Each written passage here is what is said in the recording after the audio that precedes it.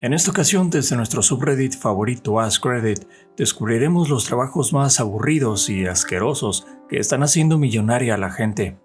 ¿Harías alguno de estos por una fortuna? Cuéntame en los comentarios.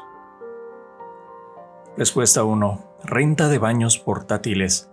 Nadie quiere hablar de eso, pero cada evento al aire libre, obra de construcción y festival está pagando una fortuna por esto. En Finlandia, una de las empresas más grandes que los proporciona es Pasi Kuikka, lo cual suena como un nombre finlandés real. Pasi es un primer nombre real y Kuikka es un apellido real, pero es un juego de palabras de Kusipaikka, que significa un lugar para orinar, usando una palabra ligeramente vulgar. Respuesta 2. Estaban limpiando las trampas de grasa en el casino donde trabajaba y el olor era tan malo que mi compañero de trabajo se giró hacia mí y dijo: "Eso es lo peor que he olido en mi vida y yo hago cosas bastante extremas en la intimidad". He trabajado en una cocina, literalmente ni pagándome me dedicaría a limpiar las trampas de grasa todo el día, aunque suena como un buen trabajo si no tiene sentido del olfato. Para mí, lo peor fue un urinario que no se había limpiado con agua en años. Estaba lleno de cristales de orina y vello púbico. Removí el sifón y me tomó todas mis fuerzas no vomitar ahí mismo. Todavía me persigue 20 y tantos años después. Hay una parte profundamente primitiva de nosotros que rechaza ese olor. Respuesta 3. Conocí a un sujeto que rentaba separadores de concreto para calles a la ciudad, usados durante las construcciones. Sin almacenamiento real y virtualmente indestructibles, la ciudad los movía de un sitio a otro. Como en todas las ciudades, la construcción de caminos nunca termina. Mi ciudad almacenó alguno de esos separadores cerca de mí allá por el 2020. Primero limpiaron una área grande y pusieron una superficie de grava. Luego apilaron miles de separadores en filas muy ordenadas. Pensé que los usarían para el enorme proyecto de construcción de 1.7 mil millones de dólares que estaba por comenzar cerca. No, los apilaron y ni un solo bloque se ha movido 1 centímetro en más de 6 años. Digo, supongo que no se deprecian mucho, pero wow. Respuesta 4. Siempre he pensado esto sobre los estacionamientos privados cerca de los aeropuertos, que son básicamente solo una máquina de entrada-salida y una enorme plancha de cemento. Me imagino que esas cosas son pura ganancia. Y lo son. Y un gran modelo es subarrendarlas a empresas de renta de autos para el exceso de vehículos o estacionamiento de empleados. Luego tomas el capital de la máquina de hacer dinero del estacionamiento, con 0 gastos operativos, e inviertes en más bienes raíces, como edificios de departamentos y tal vez algo de comercio al por menor. Hay un desarrollador inmobiliario multimillonario en el sur de California que comenzó su carrera de esa manera. El principal gasto que la gente subestima son los impuestos a la propiedad. Varía según la ciudad, condado, estado, país, pero en algunos lugares un estacionamiento del tamaño de un supermercado grande pagará tanto impuesto a la propiedad como el supermercado, simplificándolo un poco.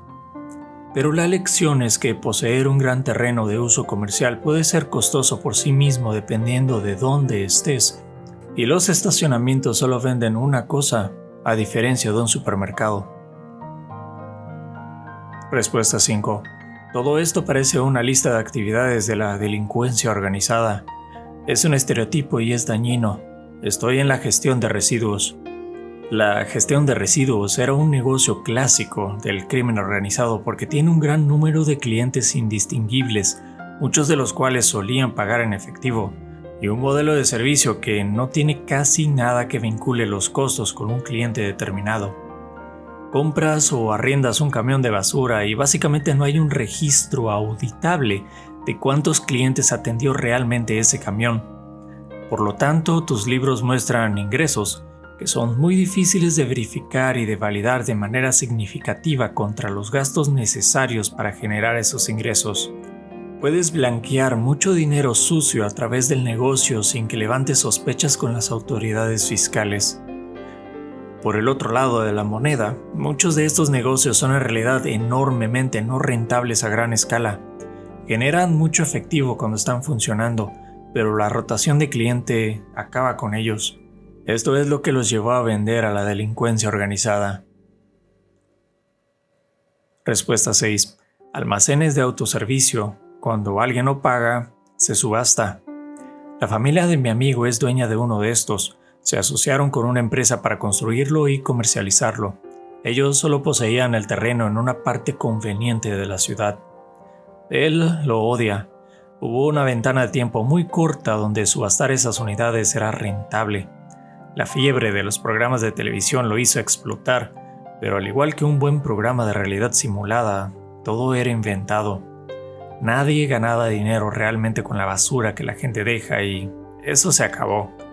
Ahora tienen que pagarle a un sujeto $200 por unidad para limpiarlas y lo que no cabe en su contenedor de basura, a veces tienen que traer un contenedor con ruedas para poner todo ahí y pagar extra por eso. Es un ingreso pasivo, excepto cuando no lo es.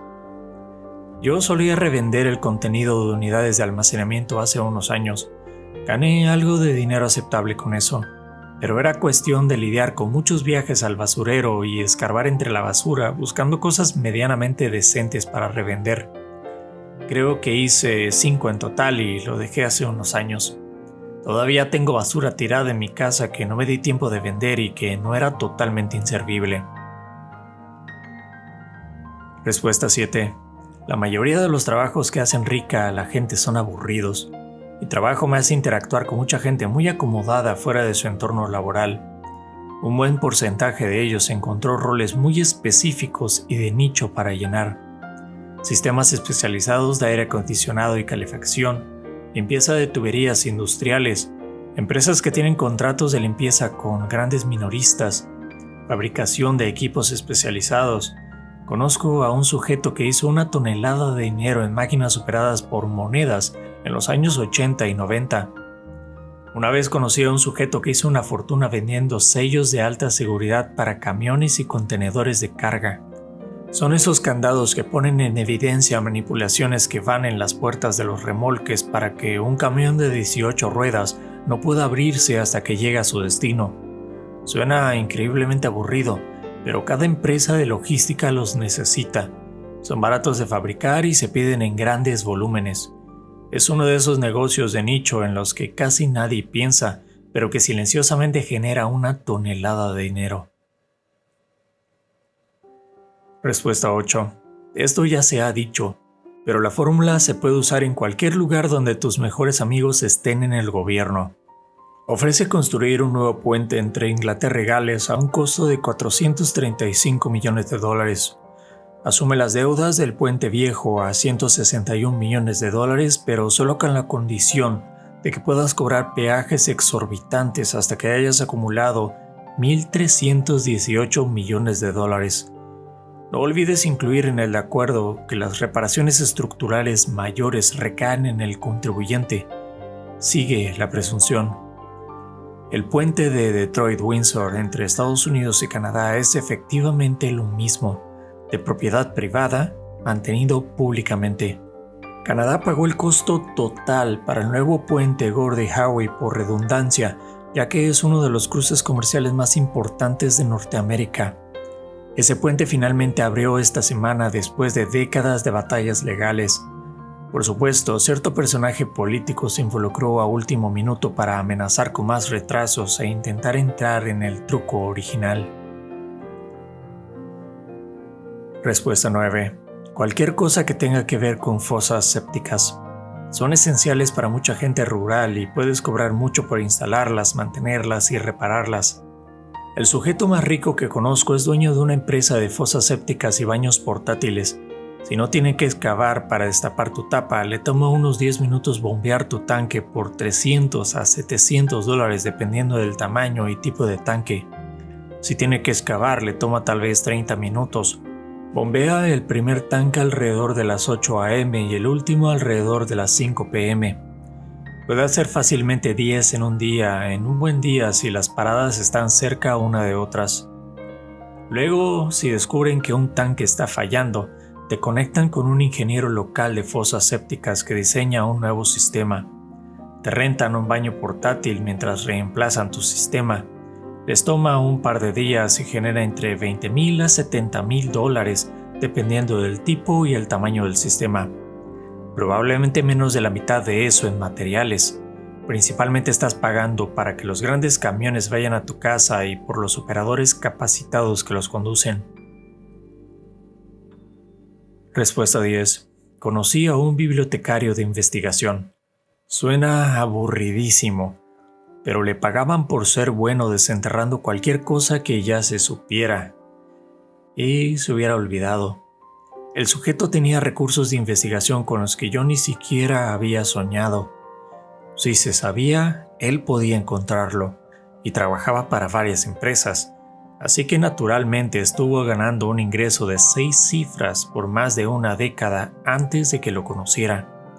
Ese primer dígito todavía era un 1, pero ese segundo dígito no era un número bajo. Esta persona es bastante atípica o tenía un conjunto de habilidades particularmente inusual en ese momento. Los graduados de maestría en bibliotecología están enormemente sobreproducidos, o al menos lo estaban a finales de la década de 2010, y cualquier tipo de trabajo de alto pago en el campo es extremadamente escaso. Las personas que consiguen el tipo de trabajos que estás describiendo por lo general tienen que tener un conocimiento excepcionalmente especializado en su campo, dado, por lo general, algún tipo de título postsecundario, más una maestría en bibliotecología, ciencias de la información. Es una carrera genial, sin duda, consideré entrar en ella, pero de ninguna manera es un camino profesional de dinero fácil. Al final queda claro que el dinero no siempre está en los trabajos más glamorosos, sino en resolver los problemas que nadie más quiere tocar. Hay muchas maneras de volverse rico.